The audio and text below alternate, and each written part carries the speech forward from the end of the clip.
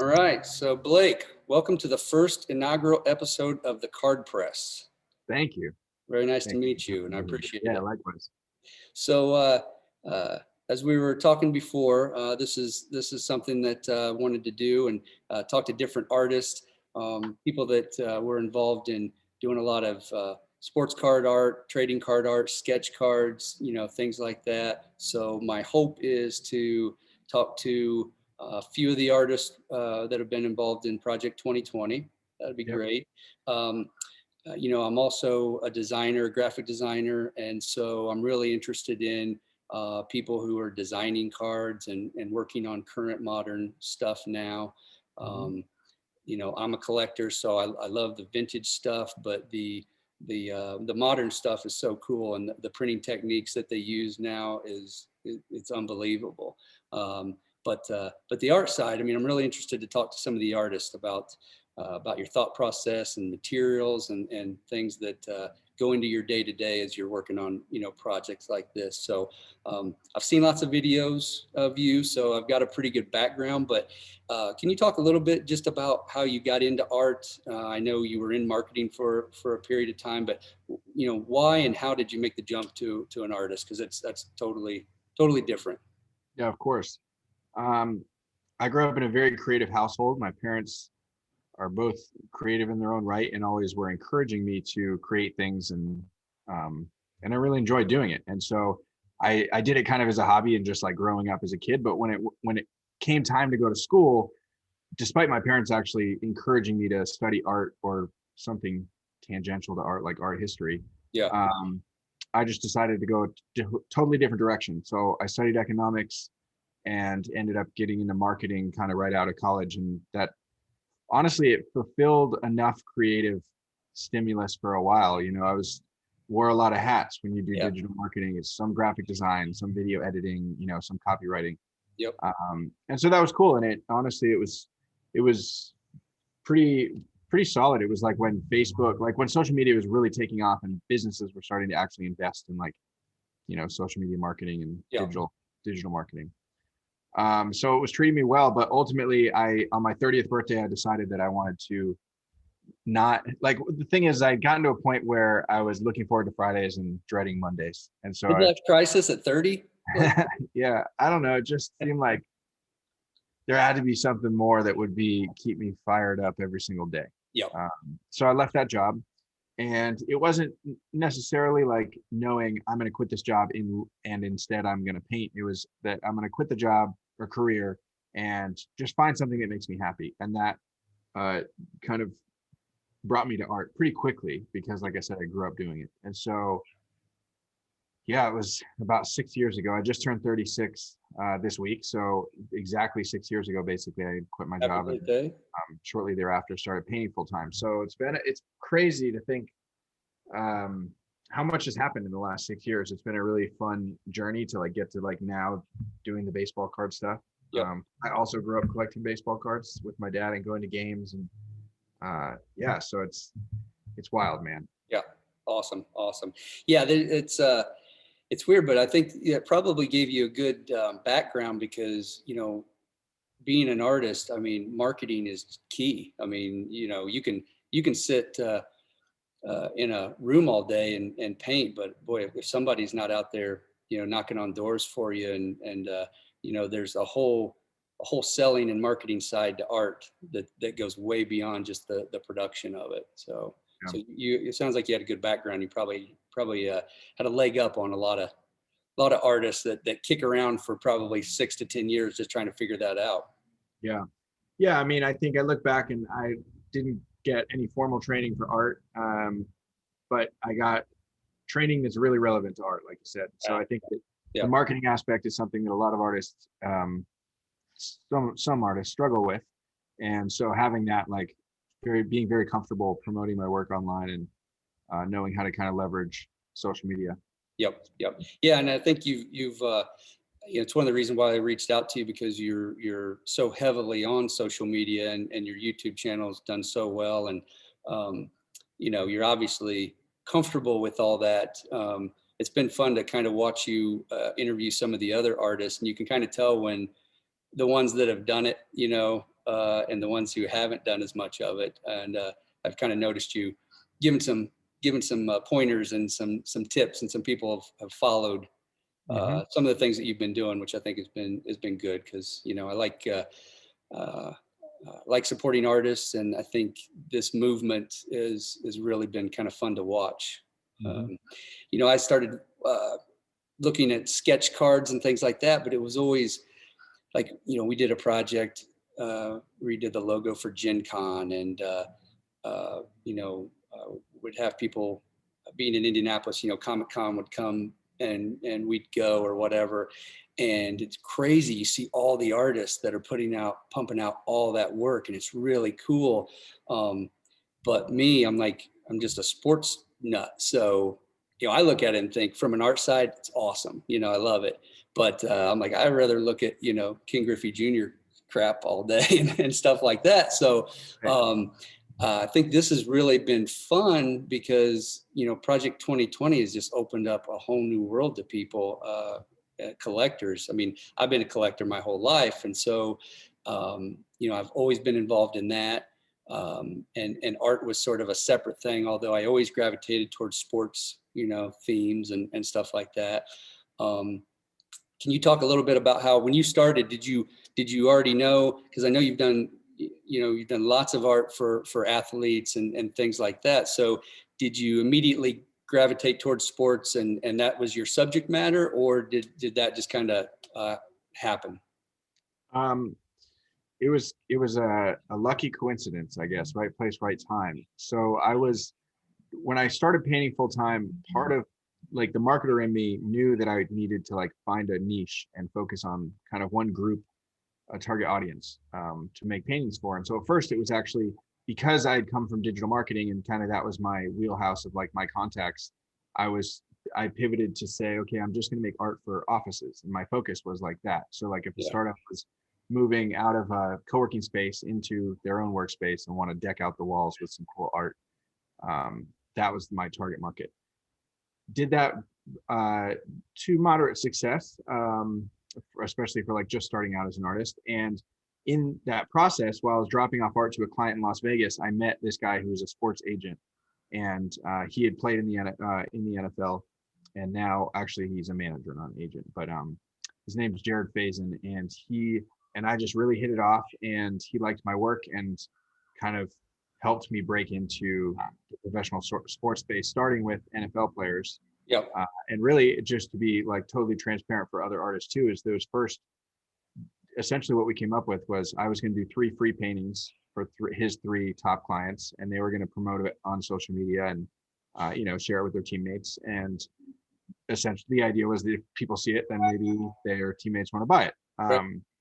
And so it worked extremely well. And I continuously did kind of that strategic gifting as part of building a name for myself in the sports world, breaking into a new team. And so kind of through that, I've been able to work with some of the really big names in football, but it was definitely like working your way up and doing a lot of free work along the way to get noticed, Yep. Awesome. Awesome. So you've always been happy to stay in that realm, then, it sounds like. I mean, I think the sports niche is perfect. Like I said, I grew up collecting baseball cards, watching sports, played lacrosse in college, and it's a lot of fun. And then if you look at also pro athletes have a lot of disposable income, so potentially they can afford art with the luxury price tag. Yep. Number 2, they're just super competitive with each other. So one guy gets one, the next guy wants a big one. And then the icing on the cake is there's so many photos online of them doing amazing things. Yep. There's no shortage of subject matter. Yep. So it's the perfect storm. Yeah. So this is going way back, but I know when I got out of school and I was doing a lot of illustrating and a lot of painting and things. So I you probably don't remember them, but there's these things called the directories. And so illustrators would pay to have a page in this giant book, and people would call you for commissions and work and stuff. And so I had done lots of art, but I had one of Michael Jordan, and it was just a portrait. And I thought it was pretty cool one day because I got a letter from his agent, saying, cease and desist using that likeness, and that was pretty neat. But it made me want to go off and really try to figure out, okay, what are licensing deals, and what are trademark rules, and what can you do, and what's fine art versus commercial art, and things like that. So how did you tread into that, or did you worry about it? Did you just kind of take off?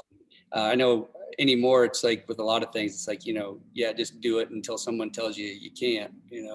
Yeah, I'm all for, asking for forgiveness instead of permission. I think that I think it takes a lot to like get the notice of somebody coming after you for an image. And I do know that Michael Jordan's team is very aggressive about that. Mm-hmm. In terms of like the work that I was doing, breaking into the sports stuff, like doing a one-of-one painting that is then given to the player. I never had any copyright issues from NFL, from team, from the photographer, from anyone.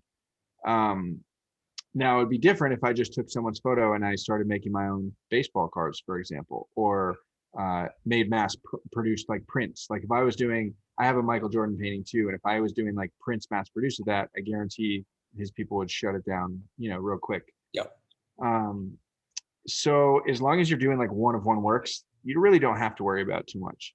Once you start wanting to replicate it and duplicate and make editions and stuff, then you have to worry about licensing. And there's a few parties involved for sports. There's the league itself, the team, and then the individual player. And so, yeah, I mean, it's just you can get individual licenses. So like I just did a project with Nolan Ryan, Bo Jackson, and Magic Johnson, 3 portraits. And then we're gonna make prints. They're gonna sign the prints, and then we're gonna sell those, as limited edition signed prints. Awesome. Yep. And so for that, I had to get the players involved, and really like there was a third party person who kind of connected us and made this happen. He already had those relationships and had them like ready to go. Yeah. So he came to me, and then we still have to figure out, okay, now we need to choose images and get licensed to those images. So Getty Images is a fantastic source for sports images. That's what Topps uses. Yep. I think I mean it's not cheap, but essentially I messaged them, and because what I wanted from them was basically a custom license. It wasn't just like I'm writing an article about Nolan Ryan, I want to use this old picture of him in it. Yeah. That's totally different than me saying, okay, I'm going to paint this and then I'm going to sell it as a painting. Yeah. So they basically put together a custom quote to get a license for those 3 images, and it like also limits, like we can only make up to 250 prints. Yep. If we go over that, we'd have to pay for additional license and stuff. Yep. So that's kind of interesting, like dealing with it on my own. Obviously, before this, last year dealing with Topps already has the license. Right. Worries about all that stuff. So like the only thing that would impact me is like if I submit cards as an artist, then they have to go to MLB and say, this is what we're going to use. And sometimes MLB will push back on stuff that Topps would have said, okay, I'm cool with that. But MLB says no, Yeah, I thought it was interesting. You were talking with, was it Ted with Topps? Jeff. He was talking about, someone had asked a question about, well, why wasn't Mantle in Project 2020? And well, we didn't have the license for that. So that was an interesting conversation to throw into the mix on how you choose the 20, cards and 20 players that you're gonna use. Right.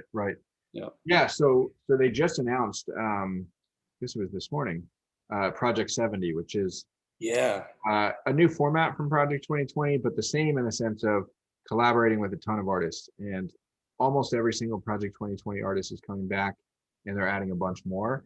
And so that's super exciting. And that one is different because they're actually letting us choose all of our subject list. Wow. And all of our it's 70th anniversary is Project 70. And so like they're just want to kind of commemorate 70 years of cards. So we kind of have to make cards that are inspired by different decades throughout the 70 years. Yep. But they gave us a lot of freedom, and we get to choose the players, and then we go to Getty Images and we get to choose our images too. So Very um, cool. it's really freaking cool. It's going to be wild. Yeah, Last year was a a good couple trip. artists release that today or throw that up on Yep, Instagram, coming yep. soon, Project 70. So that was one of my questions to ask you. So that's Yeah, no, it's gonna be really great. I'm very awesome. excited. So speaking of new projects, so I think was it yesterday, Wave 2 came out on 1951. So got that. So with that, that was they come to you, and that's following a predetermined sort of design. So your artwork's going to fit within that design. Um, is that kind of how it worked? Did they say, hey, we're looking for this portrait work? Here's the design. Here's where your artwork's going to go, and you were able to utilize that to kind of figure out the plan for production? Kind of. It was a little bit more. So when Project 2020 started becoming more successful than anybody kind of anticipated, Hmm. uh, Tops and I started discussing like future projects of working together, and it was, spitballing ideas for months sometimes, and it wasn't like continuous, but like we just have an email thread going back and forth of like, oh, what about a set that's like this, or what about this idea? Um, and ultimately, we kind of settled on the 1951 uh, kind of remix because 1951 was the first year that Topps had the MLB license. It's exactly 70 years ago now. And Yep. so the original cards looked just like that. So they looked almost like playing cards. I have like one here. And then they had some parallels with different color backs. So Topps, I designed a new back, which is kind of fun. Um, as far as the front, Topps gave me a lot of freedom to say, hey, if you want to mess with this, you can. I just thought that it's such a classic looking design that I kind of wanted to Yeah. keep a lot of the elements from the original card. Yep. Now it's one of my favorite designs from Topps for sure. So I think that was really cool to see. Yeah, yeah, it's a lot of fun. So what you painted on board for those? Did I see you had triangles, and you actually painted on the diamonds or squares, but you painted them on the diamond. Um, and Yeah, what material were you yeah, using exactly. for that? So it's like eighth of an inch birch. And so I bought, because I was thinking like, I mean, I had to make 52 paintings for that, which is more work than I've ever produced for like a single body of work or a single Right. project. Yep. And so I was thinking about like long-term like storage, especially because I just moved to a new studio. And so I had to move everything, and just thinking about moving 50 more paintings is crazy. So Yeah. came up with the idea of doing these small 12-inch by 12-inch tiles, like I said, that are birch, bought them in like 50 packs and primed them and painted on them. And they worked really well, I think. And now they're just all stacked. It's like the whole set fits in like, a 12-inch cube practically. Yep. Yep. You carry them around in a case. Yeah. Get a Uh, custom case for them, and yeah, it's that's pretty pretty cool. Maybe big fun project. And maybe and essentially submit like those to PSA. Maybe they'll put them in a case. yeah. And, um yeah, I mean I pretty much spent the entire month of December completing those 52 works. And I was kind of batching the work in stages, and then at the same time trying to balance, other art projects, Yep. commissions. Holidays are always a busy time, but Yeah. it was a fun month and an exhausting month. And now I'm excited because now I can kind of breathe a little bit more and um, Get the fun and excitement of it being released and start to get into people's hands and things. yeah, It's probably yes, hard to work on things knowing you can't show that stuff while you're working on it. So can't break until they're ready to release it. So yeah, so yeah, now you can. yeah, I know exactly. I have my first card for Net Project 70 is being worked on right now, but can't can't spoil that one yet. Cool, cool. Uh, but Yeah, yeah, that was due February 1st. So can't wait to see it. Can't wait to see it. yeah. Um, so one thing that I wasn't familiar with, but I just kind of came across was companion cards for Project 2020. How did those get released, or what are those exactly? So all companion cards they're just produced and shipped or whatever by the artist, and it's up to them if they want to do it. Okay. I don't know which artist first made the first companion card, but I haven't made any, and I am still undecided if I'm going to make any for Project 2020. I don't, Yep. at this point now that like Project 70 is coming out, 1951's live now, like I probably don't think it's necessary. Right. Um, but yeah, I mean, they're extra cards. And so like you're not supposed to use like stuff that uh, is licensed, right? Like you can't use like another photo of Jackie Robinson, but Yeah. people drew, F. Dot drew his blob guy, which is his own intellectual property, and Yep. did it in team color. So I think it's really cool. It's awesome to see. I just think that for me, I think the time has probably passed on the companions, and I'm just going to move forward on future projects. Well, you did a really good job, I think, with your sign stuff and some things that some of the other artists didn't do, or Right. definitely didn't do from the get-go. They might have they kind of came in at the end, I think, some of them, and were starting to do that. But yeah, you did a really good job, I think, with hyping the sign stuff and getting that out, and had a pretty big following around that stuff. Totally. So yeah, I think that was your companion cards, sort of. Exactly. So besides all the top stuff, like with just, I mean, like you said, with holidays and things, I mean, you're probably trying to still keep up with just creating art. So what other kinds of stuff are you doing? So one of the things that I want to do this year is push myself into some new mediums, and so something that my housemate, who's also an artist, and my accountant Andy and I have been experimenting with is silk screening. Mm-hmm. Also, we're dabbling in some digital art for like the blockchain for crypto art, which is super fun. That's on Super Rare.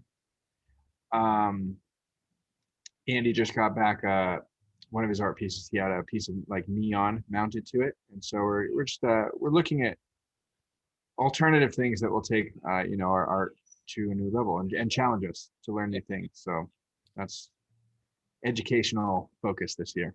Yeah, for sure. Now, I think that's a lot of what interests me about this card art is some of the artists who are, they're doing handmade analog stuff, and then some of the artists are more designers, and they're definitely doing computer digital art, and there's a combination of some, which I think is really fun too, which is a lot of the kind of stuff that I'm working with now is trying to combine some hand done stuff with some of the digital stuff. So Awesome. yeah, I think there's a lot of room to grow there and to learn. So I'm just now I'm pretty good at been working in Illustrator and Photoshop a long time, so I'm pretty good. But Procreate and things like that, I'm just getting started.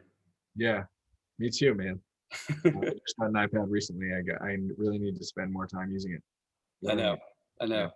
I gotta watch less Blake Jamieson videos and spend more time on my iPad and Procreate and watch Yeah, those videos. I multitask. uh, anything else really with collecting or sports cards that you can add to the discussion? Yeah, I could talk all day about the production side and stuff and Yeah. getting into Well, that, but yeah. yeah, I mean, it's not something else that we hadn't really touched on that you kind of alluded to in the beginning was more of like the sketch cards and the one of one stuff and kind of card art. And so that was also cool where it was something I started doing last year after Project 2020, splatter painting on cards. And then Right. at first I was just giving them away to people that watch my YouTube videos. I just put it in a plain white envelope and mailed them, a fun little thing. But it was really popular and kind of took on a life of its own. And there's so many artists, talented artists that are doing crazy one of one cards. And so Tony and I, who Tony was my publicist and kind of a partner for Project 2020 on the business side of things. And so he and I decided to launch cardart.com. And so we've been I have some stuff on there, and then we also host other artists and give them kind of a platform to, share their art with Very the world. cool. So definitely I think the card art thing's worth noting and people can check out. Also good for artists. We're always taking new artist submissions. Yep. Awesome. Yeah, I've been working on some things, just doing some design stuff. Got a kind of Sick. series of fine art Nice. play with Yeah, players. So that's there's, awesome. there's a group of those, and then messing with putting some silver leaf and stuff on color on cards. Nice. So, That's dope. That looks really yeah, cool. trying to play with some stuff like that. Combination, like I said, of hand done stuff and some digital stuff too. Right, right. So yeah, I I think love it. that's really fun. The odd part that I think, or the interesting part, like when you've talked to some of the other artists, is when somebody's doing something like 30 by 40, and then somebody else is working 2.5 by 3.5, which Mhm. is crazy different. I mean, and the time Wow. that it takes, because the bigger you go, the more time it takes generally. I mean, in a lot of Yeah. ways, but yeah, I think Yeah, that's I actually, and it's funny you mentioned that size because that's the size I decided to do for my Project 70. So like I had just, and it's like kind of going on the second, like in one hand, like I do the 52 and I'm like, all right, I got to do these as small as possible and make them compact. And then right. I finish that. I'm like, okay, next thing I need to do like some statement pieces. So everything's going to be 30 by 40, which is, I'm very excited about. Oh yeah, well, those will look good in the gallery show. Exactly. So very cool. Exactly. So and you're in New York, right? Yep. Okay. Brooklyn. So how'd you end up? You came from the West Coast, right? Yeah. Yeah, Why'd man. It's you just, end up in New York? New York is somewhere I've always wanted to live. And my girlfriend at the time felt the same way, and we kind of were just leases were ending, and we just decided it just made sense. And it's been overall a really positive thing, I think, for my career. It's fun to say I was an artist in New York, even though Absolutely. I think I'm a Cali kid at heart. And yeah, eventually, I'll probably end up back on the West Coast or be bi-coastal Yeah. because I do like it. I like it over here, but I also like West Coast vibes are just different. Yep. Yep. Everything going okay right now in New York? Everybody hanging together? Yeah, it's been good, man. Good. It's Good. cool. Yeah. Well, listen, I appreciate your time. I appreciate everything that you've been doing and all uh, the willingness you've had to share things with people. So I think that's great. People can learn, other artists can see, and collectors can get into the art side of things, which I think is really good. And I think it's going to continue and be a big thing for the next few years. So I'm looking forward to it. Thanks, man. All Thanks for having right. me. Listen, I look forward to talking to you later, and take care. And we'll look forward to Project 70. Yeah, for sure, man. Take All it right. easy. Thanks, Blake.